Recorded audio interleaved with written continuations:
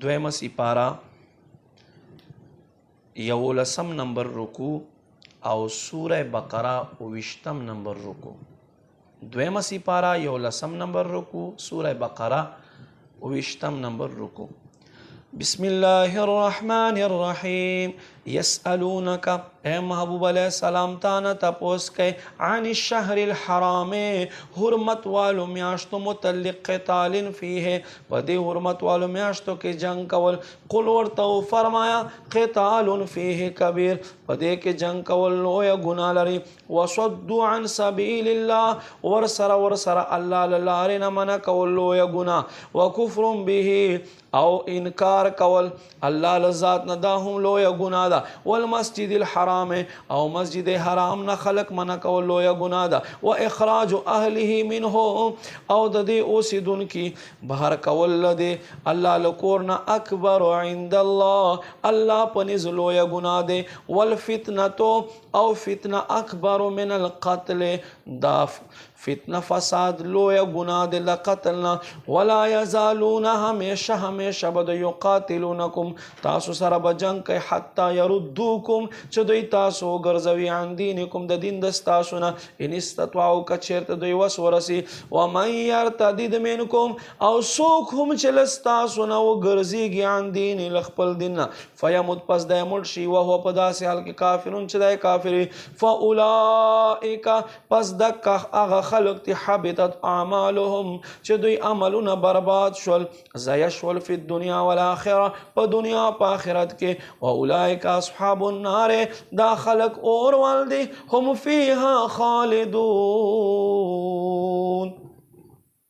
ہمیشہ بدوی پدے اور کے اوسی. ان الذین آمنوا، بے شک آغا خلق چی ایمان والدی. والذین آغا خلق ہاجروا، چی ہجرت اکڑو. وجاہدوا فی سبیل اللہ، اللہ پلار کے جہاد اکڑلو. اولئک یرجون رحمت اللہ، دکا آغا خلق تی چی دا اللہ، دا خلق دے اللہ دا رحمت امید لری. واللہ غفور الرحیم، اللہ بخون کے مہربان دے. یسألونک، اے محبوب علیہ السلام تانا تپوس کے عن الخمر والمیسر، شراب او جواری متعلق. قل ورتو فرمایا فیہما اثم کبیر، پدے کے لویا گناہ دا.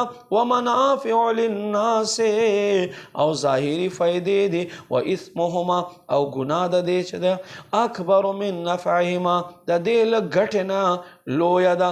ویسألونک ماذا ينفقون، اے محبوب علیہ السلام تانا تپوس کے چسور کو اللہ پلار کے. قول العفو، ورتو فرمایا چستاسو پخوخور کوئی. کذالک، دک سرنگا. یبین اللہ، اللہ بیان فرمائی لکم ستاسو تا الآیات، خپل آیتون. لعلکم تتفکرون، لپارد دے چتاسو غورو کے.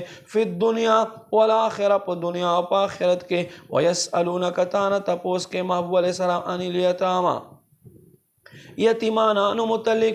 قل ورتو فرما اصلاح لهم خیر، دوی دے پارا اصلاح دا غور عمل دے. و ان تخالطوهم، کتاسو دی مال سرا ملاو شئی. فاخوانکم، بیا دوی دستا سنون دی. واللہ یعلم المفسد من المصلح، اللہ تا پتا دے فساد نہ صحیح کون کی، او لو فساد صحیح نہ فساد کون کی. ولو شاء اللہ، کچیرتا اللہ خوخشی. لعنتکم، ضرور بدستا سو مدد وکی. ان اللہ عزیز حکیم، بے شک اللہ غالب حکمت والدے. ولا تنکحوا المشرکات، تاسو نکاح مکوئی مشرک و خضو سرا. حتی تردے یؤمننا، چدوی ایمان راوڑی. ولا امت مؤمنہ، او ضرور ایمان والا منزا. خیر غرد من مشرکہ، لمشرک خزنہ. ولو اعجبتکم، اگرچہ ظاہری حسن دا مشرک تاسو تخخ کرے گی.